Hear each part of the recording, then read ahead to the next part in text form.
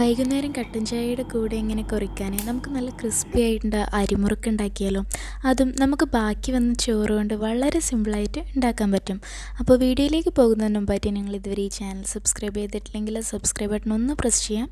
അതിൻ്റെ കൂടെയുള്ള ബെല്ലൈക്കണും പ്രസ് ചെയ്യാൻ മറക്കരുതേ. ഞാനിവിടെ അരക്കപ്പ് ചോറാണ് എടുത്തിട്ടുള്ളത്.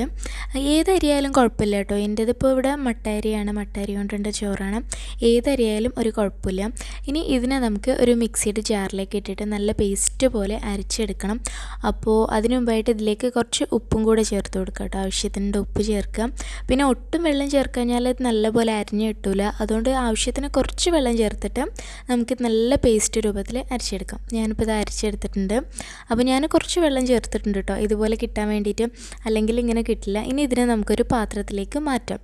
അപ്പോൾ ഇത് ശരിക്കും അരിഞ്ഞിട്ടില്ലെങ്കിൽ നമ്മൾ മുറുക്ക് ഇങ്ങനെ ചുറ്റിച്ചെടുക്കുമ്പോൾ അതിങ്ങനെ പൊട്ടിപ്പോകും. അതുകൊണ്ടാണ് നല്ല പേസ്റ്റ് പോലെ തന്നെ അരയണമെന്ന് പറഞ്ഞു കേട്ടോ. ഇനി ഇതിലേക്ക് കുറച്ച് സാധനങ്ങളോട് ചേർത്ത് കൊടുക്കാം. ആദ്യം നമുക്ക് 1 ടേബിൾ സ്പൂൺ കടലപ്പൊടി ചേർത്ത് കൊടുക്കാം. പിന്നെ നമുക്കിതിലേക്ക് 1 ടീസ്പൂൺ കാശ്മീരി മുളക് പൊടി ഞാൻ ചേർക്കുന്നുണ്ട്. ഇതിന് പകരം വേണമെങ്കിൽ നമുക്ക് മഞ്ഞൾപ്പൊടി ചേർക്കാം കേട്ടോ. ഇത് ജസ്റ്റ് ഒരു കളറിന് വേണ്ടിയിട്ടാണ് ഞാൻ ചേർക്കുന്നത്. മഞ്ഞൾപ്പൊടി ചേർത്താലും കുഴപ്പമില്ല. പിന്നെ നമുക്ക് കുറച്ച് ജീരകം ചേർക്കുന്നുണ്ട് ഞാൻ. അപ്പോൾ എൻ്റെ കയ്യിൽ ഇപ്പോൾ എള്ളില്ല, അതുകൊണ്ടാണ് ജീരകം ചേർക്കുന്നത്. നിങ്ങളുടെ കയ്യിൽ എള്ളുണ്ടെങ്കിൽ എള്ള് തന്നെ ചേർക്കുക. ഞാൻ എള്ളില്ലാത്തതുകൊണ്ട് ജീരകം ചേർക്കുന്നത് മാത്രമേ ഉള്ളൂ. ഇനി നമ്മൾ ചോറിലൊന്ന് ഉപ്പ് നോക്കുക. അപ്പോൾ കുറവാണ് തോന്നിയാൽ കുറച്ചുകൂടെ ആഡ് ചെയ്ത് കൊടുക്കാം. എനിക്കിപ്പോൾ കുറച്ച് കുറവായി തോന്നി, അതുകൊണ്ട് ഞാൻ കുറച്ച് ഉപ്പുകൂടി ചേർത്തിട്ടുണ്ട് കേട്ടോ. ഇനി ഞാനിവിടെ ഒരു 1/2 കപ്പ് അരിപ്പൊടി എടുത്തിട്ടുണ്ട്. നമ്മുടെ പത്തിരിൻ്റെയൊക്കെ പൊടിയില്ലേ അത്. അപ്പോൾ ഇതിൽ നിന്ന് നമുക്ക് കുറച്ച് ചേർത്ത് കൊടുക്കാം. എന്നിട്ട് ഇതൊന്ന് കുഴക്കാം. എല്ലാം കൂടെ ആദ്യം തന്നെ ചേർക്കരുത് കേട്ടോ അരിപ്പൊടി. കാരണം നമ്മളിപ്പം ഇതിൽ അരച്ചെടുക്കാൻ വേണ്ടിയിട്ട് എത്രത്തോളം വെള്ളം ചേർത്തിട്ടുണ്ട് അതിനനുസരിച്ചായിരിക്കും ഈ അരിപ്പൊടി വേണ്ടി വരും. അപ്പോൾ ഇതെല്ലാം കൂടെ ഒന്ന് കുഴക്കാം. കുഴച്ചിട്ട് നമുക്ക് നല്ലൊരു സോഫ്റ്റ് ആയിട്ടുള്ള മാവാണ് വേണ്ടത്. വെള്ളമൊന്നും ചേർക്കരുത് കേട്ടോ കുഴക്കുമ്പോൾ. വെള്ളമൊന്നും ചേർക്കാതെ ഇതെല്ലാം കൂടെ കുഴച്ചെടുക്കുക. അപ്പോൾ കുഴക്കുമ്പോൾ ഇങ്ങനെ ആവശ്യത്തിന് കുറേശ്ശെ അരിപ്പൊടി ഇങ്ങനെ ചേർത്ത് കൊടുക്കുക. ഞാൻ പറഞ്ഞത് നമ്മൾ എത്രത്തോളം വെള്ളമാണ് ചേർത്തിട്ടുണ്ടത് അരച്ചെടുക്കാൻ വേണ്ടിയിട്ട് അതിനനുസരിച്ചായിരിക്കും അരിപ്പൊടിയുടെ അളവ് വരിക. അതുകൊണ്ട് നമുക്കൊരു കറക്റ്റായിട്ടൊരു അളവ് പറയാൻ പറ്റില്ല. അപ്പോൾ ഞാൻ കുറച്ചുകൂടെ ചേർത്ത് കൊടുക്കുന്നുണ്ട് കേട്ടോ. ഇനി ഇത് നല്ലോണം കുഴച്ചിട്ട് നമുക്ക് നല്ലൊരു സോഫ്റ്റ് ആയിട്ടുള്ള മാവാണ് വേണ്ടത്. അപ്പം ഇത് കുഴക്കുമ്പോൾ കയ്യിൽ ചെറുതായിട്ട് ഒട്ടി പിടിക്കും കേട്ടോ. കാരണം ചോറല്ല, അതുകൊണ്ടാണ് കയ്യിൽ ഒട്ടി പിടിക്കുന്നത്. അപ്പോൾ നമുക്കിത് ആദ്യം നല്ലോണം ഒന്ന് കുഴച്ച ശേഷം പിന്നെ നമുക്ക് കയ്യിൽ കുറച്ച് എണ്ണ തടവിയിട്ട് ആക്കിയാൽ ആ ഒട്ടൽ പോയി കിട്ടും. അപ്പോൾ ഇത് നല്ലോണം ഞാൻ കുഴച്ചിട്ടുണ്ട്. ഇനി ഈ ഒട്ടലൊന്ന് പോയി കിട്ടാൻ വേണ്ടിയിട്ട് നമുക്ക് കയ്യിൽ കുറച്ചൊന്ന് എണ്ണ തടവിയിട്ട് ഒന്നുകൂടെ ഒന്ന് കുഴച്ചെടുക്കും. അപ്പോൾ ആ ഒട്ടൽ പോവും. അല്ലാതിരുന്നാൽ ഈ ഒട്ടൽ പോവാതിരുന്നാൽ നമ്മളിത് ഈ നൂലപ്പത്തിൻ്റെ ആ ഇതിലേക്ക് ഇട്ടിട്ടാണല്ലോ ഇത് പീച്ചെടുക്കാം. അപ്പോൾ അതിനകത്ത് എല്ലാം നല്ലോണം ഒട്ടിപ്പിടിക്കും. അപ്പോൾ അതുകൊണ്ടാണ് ഇങ്ങനെ എണ്ണയാക്കിയിട്ട്, ഞാനിപ്പോൾ സൺഫ്ലവർ ഓയിലാണ് കേട്ടോ കയ്യിലാക്കിയിട്ടുള്ളത്. അതാക്കിയിട്ട് ഇതുപോലെ അങ്ങ് കുഴച്ചെടുത്താൽ പിന്നെ കയ്യിലൊട്ടൊന്നുമില്ല. അപ്പോൾ നമുക്ക് നോക്കിയാൽ കാണാൻ പറ്റും നല്ല സോഫ്റ്റ് ആയിട്ടുള്ള മാവാണ്. അപ്പോൾ നമ്മുടെ മുറുക്കിനായിട്ടുള്ള ഈ മാവ് ഇവിടെ റെഡി ആയിട്ടുണ്ട് കേട്ടോ. ഇത് ബാക്കിയുള്ളതാണ്. ഇവിടെ ഒരു 1/4 കപ്പോളം പൊടി ബാക്കിയുണ്ട്. അപ്പോൾ 1/4 കപ്പ് ഇതിൽ ഞാൻ ഉപയോഗിച്ചിട്ടുള്ളൂ. ഇനി നമ്മുടെ നൂലപ്പത്തിൻ്റെ അല്ലെങ്കിൽ ഇടിയപ്പം എന്നൊക്കെ പറയാം അതിൻ്റെ അച്ചെടുക്കാം. എന്നിട്ട് അതിൽ ഒരു സ്റ്റാറിൻ്റെ ഒരു ഇതുണ്ടാകും. നമ്മൾ നൂലപ്പത്തിന് ഇടുന്ന അതല്ലാതെ സ്റ്റാറിൻ്റെ ഷേപ്പിലുണ്ട ഒരു ചില്ലുണ്ടാകും. അത് ഇടുക. എന്നിട്ട് നമ്മൾ കുഴച്ച് വെച്ചിട്ടുള്ള മാവ് അതിൻ്റെ ഉള്ളിലേക്ക് ഇട്ട് കൊടുക്കുക.